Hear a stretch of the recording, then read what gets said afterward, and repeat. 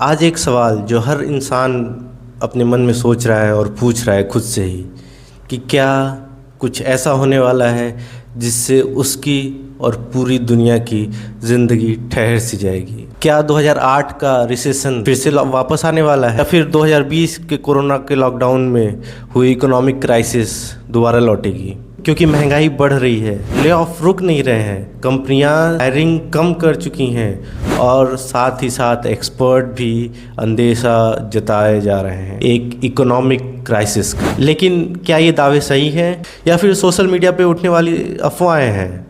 क्या है बात, समझेंगे शाही सोच में। नमस्कार दोस्तों, मैं हूं आदित्य शाही और आप देख रहे हैं शाही सोच। फ्रेंड्स, पहले हम समझते हैं इकोनॉमिक क्राइसिस होती क्या है। दोस्तों, इकोनॉमिक क्राइसिस कोई मूवी की सीन नहीं है कि जो 2 घंटे में चालू होकर ख़त्म हो जाए। इकोनॉमिक क्राइसिस एक चेन प्रोसेस है, ये एक लूप में होता है। जैसे पहले कंपनियों में हायरिंग कम होना, जॉब्स में ले ऑफ होना और इनकम उतने ही रहना और महंगाई का बढ़ जाना, ये सारे पैरामीटर्स हो रहे हैं। तो वो कहीं ना कहीं इकोनॉमिक क्राइसिस का एक सिम्टम है, इकोनॉमिक क्राइसिस का एक संकेत है। दोस्तों, अगर एक सिंपल लैंग्वेज में समझें तो ये कह सकते हैं कि जब आम आदमी इकोनॉमिकली फाइनेंशियली वीक होने लगे और खर्चों में कटौती करने लगे, महंगाई बढ़ने लगे, तब इकोनॉमिक क्राइसिस आ रही है। यही एक शॉर्ट और क्रिस्प डेफिनेशन है इकोनॉमिकल क्राइसिस का। टीवी पर हो सकता है जीडीपी के नंबर्स अधिक हों या फिर जो हमारे शेयर्स के ग्राफ हैं वो भी हाई जा रहे हों, लेकिन असली इकॉनमी तो आम आदमी की जेब में होती है, आप और हमारे जेब में होती है। हमारे जेब में कितने पैसे हैं और कितने पैसे हम खर्च कर सकते हैं, कितने पैसे हम मार्केट में डाल सकते हैं, कितने पैसों से अपने लिए सामान खरीद सकते हैं, हमारी कैपेसिटी कितनी है, यही हमें बताती है कि हमारी इकॉनमी स्टेबल है या फिर क्राइसिस में है। देखिए दोस्तों, आज दुनिया कर्ज में चल रही है। कंपनीज़, कंट्रीज़ और सभी लोग फ्यूचर मनी पर रन कर रहे हैं, इन द सेंस EMI, डेब्ट और कर्ज में। लोगों के पास खरीदने की कैपेसिटी कम होती जा रही है बनस्पत महंगाई के। लोगों के पास जो पहले सहूलियत हुआ करती थी कि एक्सपेंडिचर्स को डिफरेंट सेक्टर्स में बांटने की, वो आज कम होते जा रही है, जिससे ये हम कह सकते हैं कि कहीं ना कहीं हमारे इकॉनमी में स्लो डाउन आया है। दोस्तों, आपने ये बात ज़रूर नोटिस किया होगा कि अचानक से महंगाई हमें ज़्यादा लगने लगी है, हमें चीज़ों के दाम अधिक लगने लगे हैं। पेट्रोल, डीजल और खाने पीने की जितनी सामग्रियां हैं, जितनी भी चीज़ें हैं, सारे के सारे चीज़ें महंगी लगने लगी हैं और सारा बोझ आम आदमी के पॉकेट पे पड़ रहा है। लेकिन उसकी इनकम उतने ही है जितनी पहले थी, फिक्स्ड इनकम, जो महंगाई के साथ बढ़ नहीं रही है। और यही सबसे बड़ी प्रॉब्लम की वजह है। क्योंकि दोस्तों, आम आदमी, एक जो मिडिल क्लास मैन है, वो पेपर्स पे रिच नहीं होता, लेकिन वो गरीब भी नहीं कहलाता और जिसका खामियाजा उसको पूरी तरह से भुगतना पड़ता है। ना वो ठीक से खर्च कर पाता है और ना ठीक से वो बचा पाता है। यही एक मिडिल क्लास इनकम फैमिली की सबसे बड़ी प्रॉब्लम है। दोस्तों, दुनिया में ग्लोबल रिसेशन का दौर शायद आने वाला है, क्योंकि संकेत तो कुछ ऐसे ही मिल रहे हैं। हमारी मार्केट पूरी तरह से क्रैश हो रही है, महंगाई रोज़ बढ़ रही है, ऑयल प्राइसेस रोज़ हायर जा रहे हैं, कंपनीज ले ऑफ मनचाहा कर रही हैं और हायरिंग बिल्कुल ही स्लो हो गया है।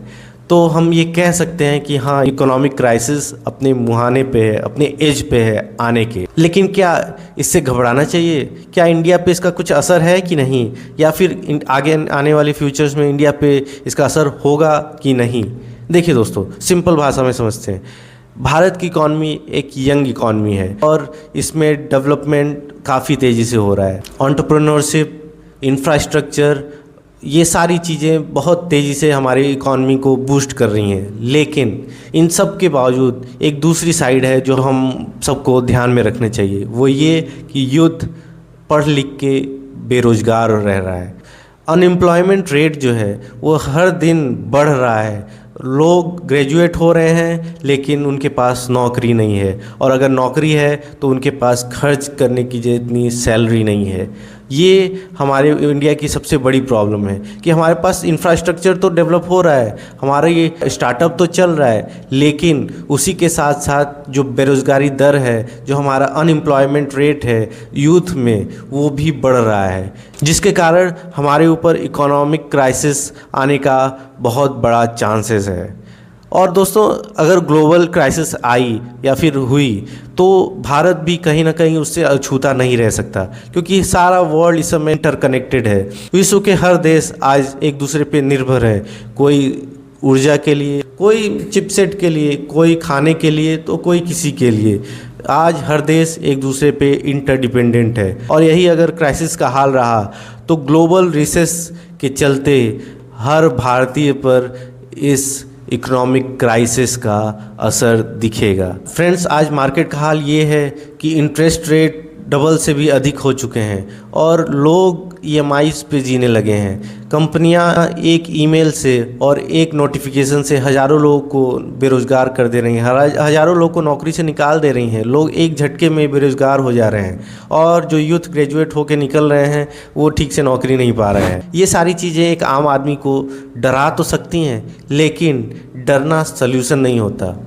आपको हमको मिलकर इस चुनौती का सामना करना होगा।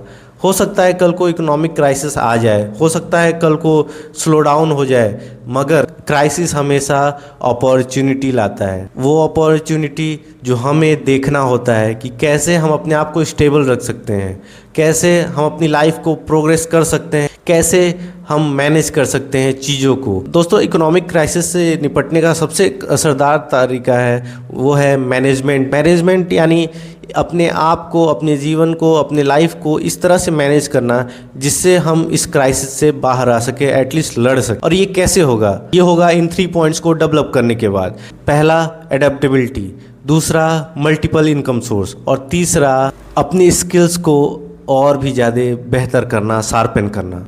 यस फ्रेंड्स, अगर हम अपनी एडेप्टेबिलिटी यानी हम अगर सर्वाइवल मोड में चले जाएं और अपने खर्चे जो भी हमारे बेफिजूल के खर्चे हैं उसको कट डाउन कर दें, तो हम एडेप्टेबल हो जाएंगे इस सिचुएशन के लिए। और हमें अपने इनकम सोर्स के मल्टीपल सोर्सेज ढूंढने होंगे। हम एक सैलरी पे डिपेंडेंट नहीं हो सकते, हमें और भी रास्ते तलाशने होंगे पैसा जनरेट करने के। और जो तीसरा सबसे महत्वपूर्ण पॉइंट बताया वो ये कि हमें अपनी स्किल्स को इन्हांस करना होगा डे बाय डे। हमें जो आज मार्केट डिमांड कर रहा है अब उसके अनुसार अपने स्किल्स को बढ़ाना होगा, अपने आप को डेवलप करना होगा, तभी हम इस इकोनॉमिक क्राइसिस में सर्वाइव कर सकेंगे। और ये कहा भी गया है, सर्वाइवल फॉर द फिटेस्ट।